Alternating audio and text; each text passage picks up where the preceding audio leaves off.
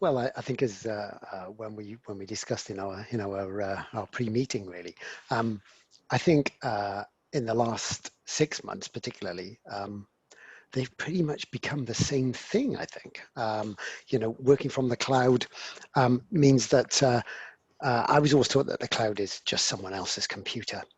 So so I think working from home has become pretty much working from the cloud, but I think a lot of support organizations and MSPs are struggling to keep up with that concept, really, because it does mean a shift in practices and procedures and just the whole ethos of it all, really. I like it. And well, are we seeing the death of the MSP? Let's just go there. Let's go there, because if everybody's working from the cloud and everybody's just got their own little workstation, is there any room for the humble 50-mile radius MSP? It's a good point, Palom. And I suppose you can argue both ways, but I think that the MSP, as ever, has to change. I think there is a place for the MSP, but I think they have to, like all of us in technology, have to change and change quite radically, probably over the next 3 years. Yes, some of the more traditional jobs of an MSP are probably going to go by the wayside. I've been listening to some of the other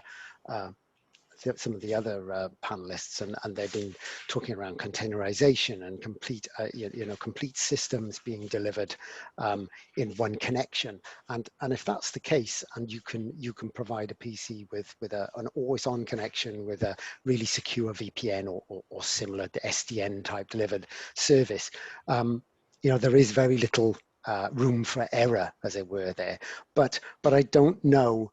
I don't know how long it is until we get that utopia of completely secure connections and computing. And as ever in IT, I believe that the law of unintended consequences will come about, and there will be a whole layer of other issues and problems to be dealt with when that comes around. So I think I see that IT teams, I think I mentioned in the first panel, really, MSPs really have to push themselves more towards the risk conversation, more around the business process conversation, more around how can I help your remote staff. And not everyone is going to remote, so people will want to coalesce together in offices at least part of the time or some of the team. So we're going to need this hybrid approach. So in order to get that all to work nicely, I think we're probably some considerable time off that being just a consume from the cloud and sort of the Netflix sort of scenario. You just pay your money, turn it on, and it works. I think we're a way off that. But I do think that even if that does happen, there will be so many value add things that an MSP of the future will be able to deliver to that conversation. And it might even be that they're hiring staff with skills around HR, around psychology, around business practice and intelligence, automation, all kinds of other skills, rather than the traditional coding and system administration skills. Great as they are, I think that it will start to spread a little more. No, I like it, and you brought up the shared services model and the shared services evolution, I suppose. And in fact, in the late 90s, early 2000s, that became a very big conference series. Everyone went bananas for shared services. And maybe there's been a bit of insourcing lately and so on. But actually, that was quite fun because it laid bare what HR actually is and what it is not. But then okay, let me put it this way. Everybody thought that HR was there to care for the workers, and then they realized perhaps it's there to keep an eye on them in a certain way and to protect the company. And then they had the question, well, can you do that remotely?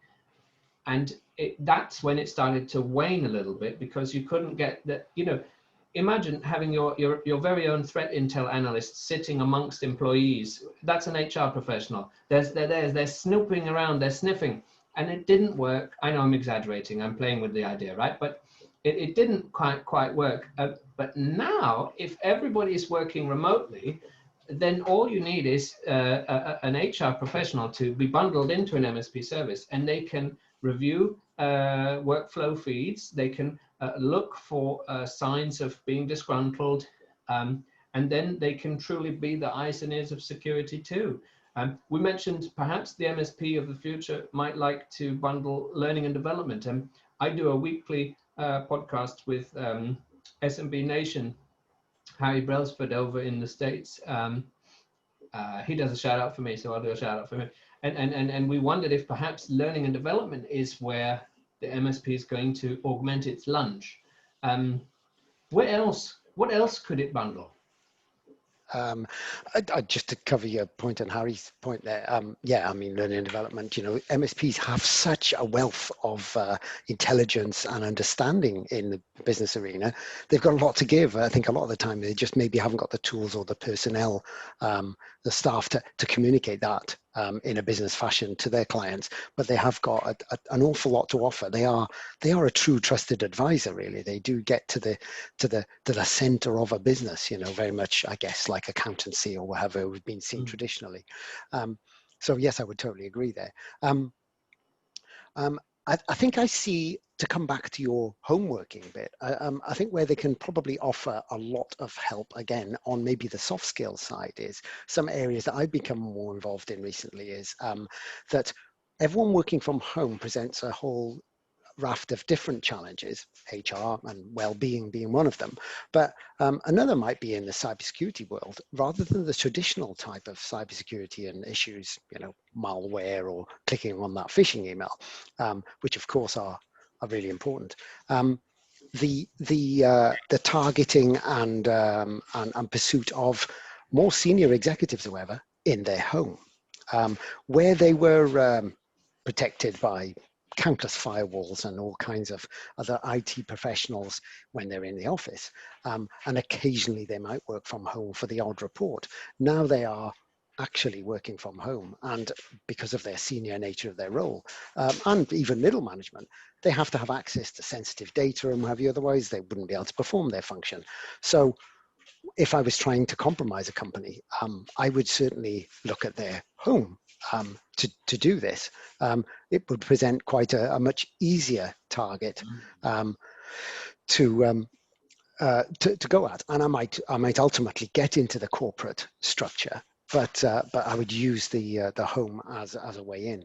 And I think maybe the advent of sort of open source intelligence and other disciplines in that area might be something that will become part of the arsenal of the MSP, because they truly understand the local customer, and maybe even if it's a larger company, they maybe understand the Irish or the Belgian or whatever local area that they're working in, and the customs and how that all works together, maybe the local telecoms network or what have you.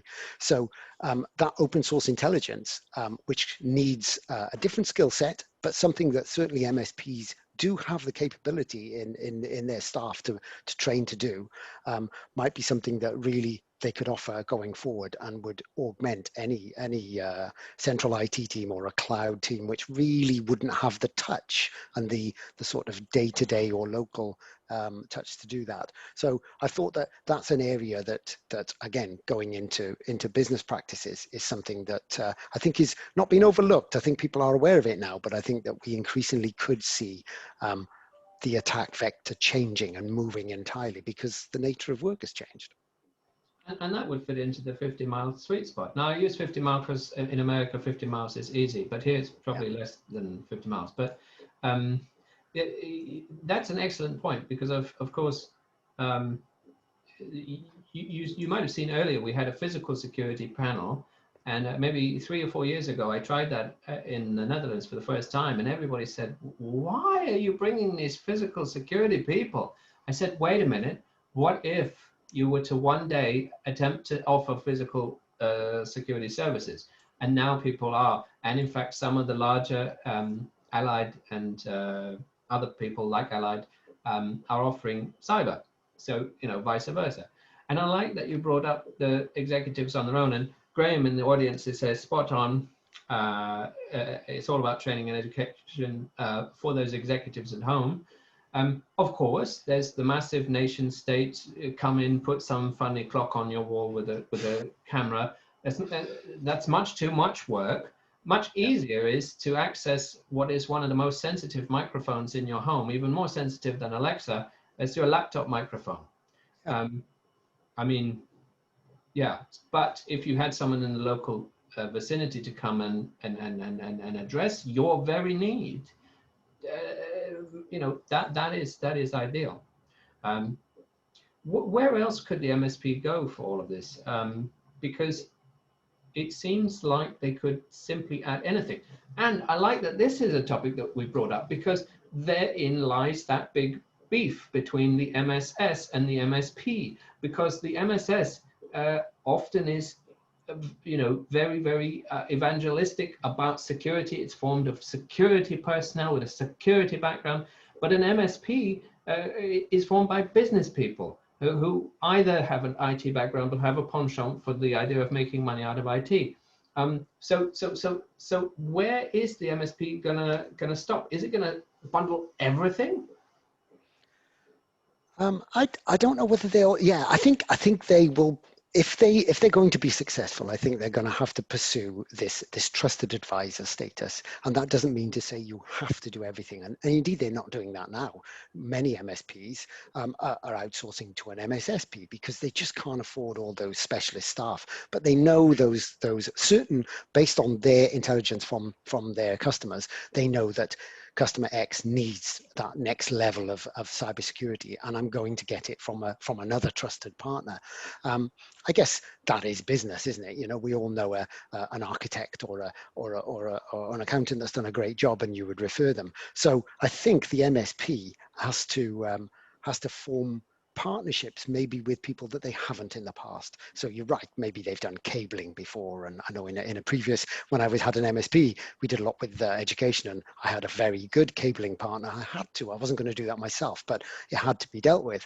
And I think the MSP will be if they get themselves in the right place, will be the jump off point. So if you're a trusted advisor in the right place, your business will I was going to say will come to you. I think you should be embedded on the board or at that sort of level in a business if they're serious about their IT. Many MSPs are selling virtual CIO positions and what have you, because companies can't afford that, and they'll say, well, as part of our service, we'll give you that strategic insight into your boardroom. You might only have 3 or 4 board members, but I can give you a part-time overview of everything technology, because most MSPs know a great deal about a broad spectrum of customers' needs. So I think by teaming up with many other providers that may be needed, and you know, we could talk about education and the same thing here. Someone's saying about training and education there. Yes, a specialist training organization, someone who can deliver that in a very good way. You haven't got to become trainers yourself. You can partner with someone else or be the entry point for that, or indeed get some of your staff to do it. But then it could be around artificial intelligence, business intelligence, documentation, you know, all those sort of things, which I think MSPs have sort of dallied with a little bit in the past. Their skill is going to be in being able to put their hands on anyone that someone needs anything technology related. They can either get it done, or they know someone that can get it done for you. Leave it to me, as it were. And I think although that might not suit exactly what some technology people want to do, I think if you speak to the business owners, that's precisely what they want. They want someone to deal with anything technology related and can get the job done for them, or make them more efficient or more competitive or more accountable, or whatever that might be. So I think being that go-to trusted advisor will come across. And just to come back to your point, really, I think the MSP MSSP relationship will constantly go backwards and forwards a little bit. At the moment, I think the MSSPs are probably a little ahead, because it's obviously right in the focus, but I think they need MSPs to do that translation piece to the clients. And likewise, specialist knowledge is always going to be a premium, particularly when it's needed. You know, that's always been the case, whether many years ago you were a Java developer or .NET or whatever that might have been. But I think they both need each other. And is there a battle? Probably not. But will one win? I don't know. But I do think that in some form or another, there'll probably be mergers and acquisitions, and people will probably end up being one of both. I like it, and I think you're right. They do need each other, and every once in a while, I hear from a big fish, we only sell direct. And I think that is a new director that's come into that company and wants to make a mark for themselves. And they've come up with this splendid idea, but they need channel partners. And for them to say they don't need it is just something to say. Think of the big drinks manufacturers of the world. They have a route into even the Serengeti, but they don't go in themselves. So there's always going to be an opportunity. You know, here I've got a good market for you. You're going to take it eventually. But going back, you mentioned learning and development, you know, education specialists, and beforehand we had the healthcare panel. What about, you know, the MSP that is sector specific? Is there enough work for both a local MSP and a sector specific MSP? Or would you have to just scale really, really large? Imagine, you know, an MSP for oil and gas or an MSP for academies in the UK. What can you do in that space? I think there is a great deal of work, and I think there's a lot to be done. I think that's the case. I think sector specific, as you quite rightly say, oil and gas in my area here in Wales might be maybe not rich pickings. Certain areas of the UK or Europe or whatever might have very rich pickings. You know, the northwest of Scotland, northeast of Scotland. Sorry, yes, but there are other verticals, healthcare, you know, manufacturing. Certainly, where we are in Wales here, advanced manufacturing is a very, very strong vertical. So I think there are two ways to go. You can be that generalist and be very good at the business advice and be that trusted advisor, or you can specialize. I guess there's an either or there, and as I guess, you know, as most business people will say, concentrate on one thing and do it really well. So you can be a generalist and be very good at that, or be the best in healthcare providers, for instance, or whatever. And then you will know. And I just missed the end of the last presentation, but clearly those guys know their healthcare SaaS application. You know, they really know it. And if you're an MSP or an MSSP in that area and can specialize and reflect their knowledge and add to that, you will score. You know, you will do well. And I guess the localized nature disappears because it's not important if you're 150 miles away, but you're a specialist in that field. So I guess localization doesn't matter quite as much with specialism. We've seen it a little bit, like you're saying, with scientific stuff. You know, we work with there's quite a lot of scientific research in the local area, but then we'll get a call from someone 120 miles away, and it doesn't really matter because they've been referred because they know of us in that sector, and there gets a point where you can't escape it, if you know what I mean. So I guess I'm answering yes to both sides of your question, but the answer is, I think, yes to both sides, but pick one. Exactly.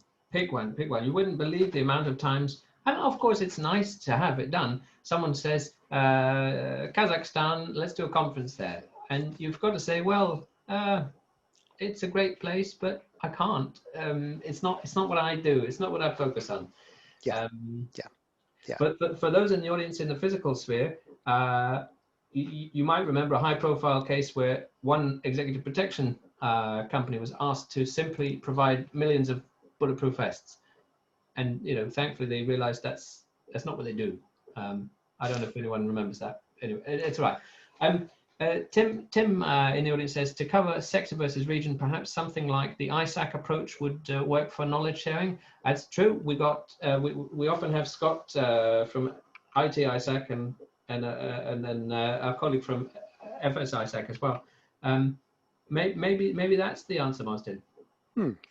Maybe so. Not one of my strengths, but yeah, absolutely. Yeah, definitely. I would agree.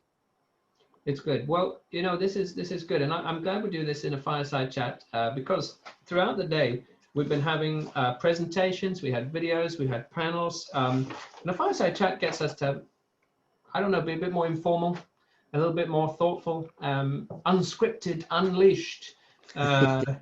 You know, is there any message you'd like the audience to go away with thinking about working from home or working from the cloud? I don't know. It's a very wide ranging audience, and like I said, my area of expertise is very much on the SMB and MSP side. So you know, sub 100 normally, although I do get involved with more.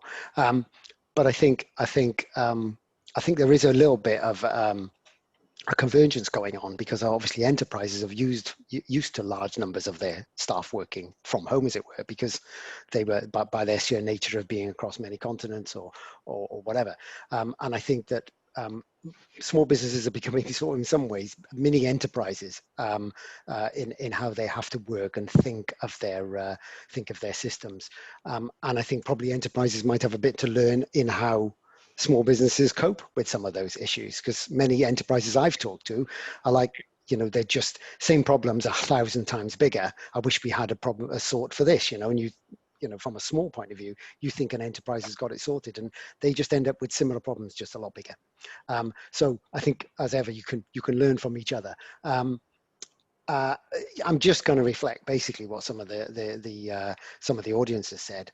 I think we do need to sort of focus a little bit more on soft skills. And I know this is an IT and security forum, but I do think that is the case. You know, I think the training element, the how people interact with their users, IT staff and security staff. A little anecdote I've got is a very good friend of mine works for a very large organization across many countries.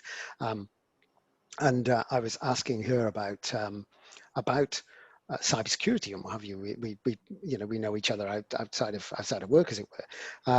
And she goes, "Oh yes, we've got a very good cybersecurity team." And I was like, "I'm really interested to hear about this, you know, from an enterprise point of view." And she said they've adopted an approach where they've contacted every member of staff and said, "Look, this email address, if you see anything whatsoever that's suspicious or you're not sure about or whatever, you report it immediately," and you do that. And I said, "So how does that work then? Does people do that?" And she said, "Yes, actually, a few people started to do it, and they would get a big thank you, thanks very much. At this time, it was nothing, but do it again. That's amazing." So someone had instilled in that security team the right attitude, and her attitude was, "It's no problem. I just report anything I think is even remotely suspicious." And they all thanked me, and they celebrated on the intranet and what have you. And you know, someone reported this, and potentially it was dangerous, so could have saved the company from, you know, all kinds of millions of pounds worth of loss. We don't know whether that's the truth, but I think that attitude of making the whole company buy in, be it 15,000 employees or be it 15 employees, if you get that right attitude towards it's everyone's job. Security is everyone's job, and I guess, you know, it's a bit of a cliche, but it is absolutely true. So I think I would certainly, now people are working from home, they've got to think of themselves like mini enterprises, and if you can put that type of service that my friend there was able to report in a huge corporation, it was like, I was really impressed. I thought, wow, some people are getting it right, and that was good. Fantastic. Mini enterprises. I love it. We've got some lovely comments in the audience. Arnold says, great discussion. Graham says, brilliant session, spot on. Thank you. Yeah, and Andrew said, thank you, very informative. It's a great combo. Thank you very much, Mostyn. I look forward to seeing you in a physical format yes, soon. It would be great. I've seen physical events surface in some places, so you never know. You never know. Absolutely. I will try my best to be there, that's for sure. Brilliant. Well, Mostyn, a big virtual round of applause. Tim says excellent insights. Thanks, Mostyn and me. And we'll see you in the audience for our final panel. Indeed. Thanks, Pam.